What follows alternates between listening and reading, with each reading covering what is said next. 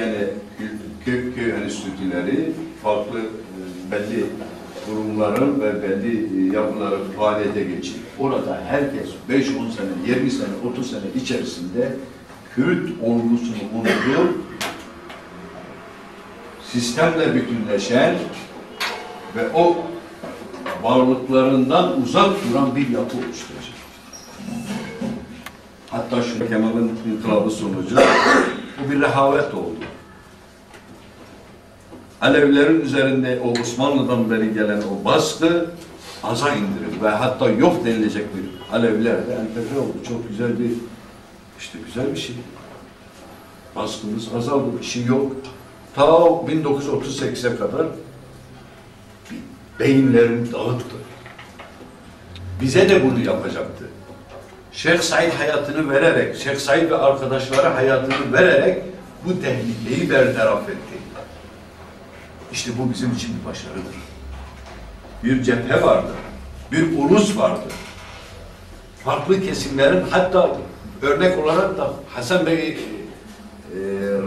Halit Bey Hasani, yani bu çok bilmem içinizde tanıyan var mıdır?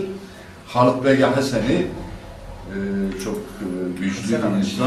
Hasan Cibran, evet. Yok, Hasan amca. Yani çok böyle yerinde güçlü, tüfeğini böyle birkaç tane insanı nasıl devirdiğini kurşunsuz insanlar devirdi. Ağa böyle oturaklı ama üzülürüm diye de.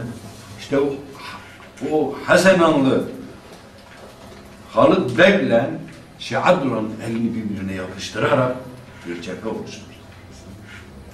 Hayatını verdi ama bir cephe oluşturdu. Yani Mustafa Kemal'in o faşist düşüncesini, projesini hayatıyla bertaraf etti. Bu çok önemli bir hadisedir. Birileri kalkıp diyor ki işte Şeyh Said eğer olmasaydı Mustafa Kemal Demokratik Cumhuriyeti oluşturacaktı. Ben ümit ederim ki o birileri bilmeyen insandır, bilgi yoksunudur. İnşallah öyledir.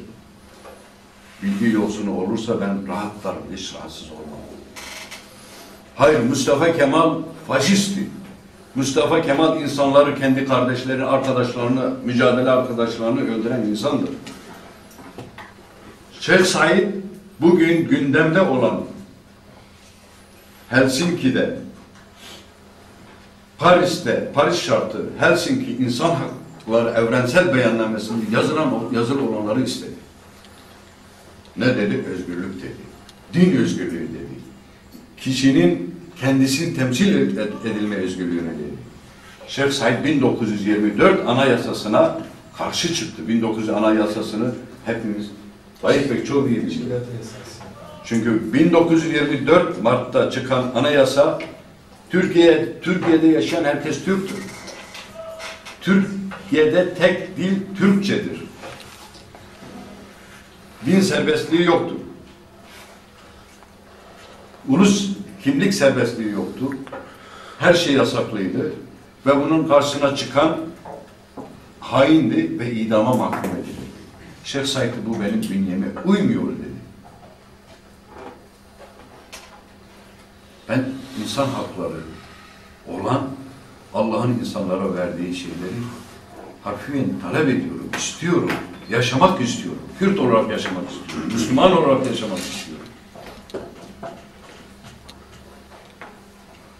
Bu eğer demokrasinin önüne kesilen, getirilecek bir sesse, eyvallah.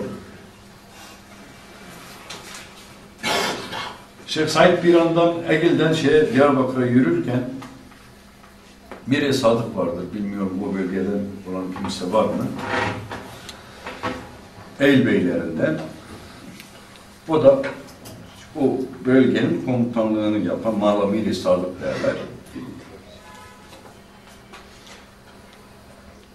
Yolda gelirken savaşa geliyorlar. Şeyh Said o yaşıyla askerlerin önündedir. Yani böyle kot pantolonu giymiş, her tesadüfen savaşmış insan değil. Geliyor. Yolda ovanın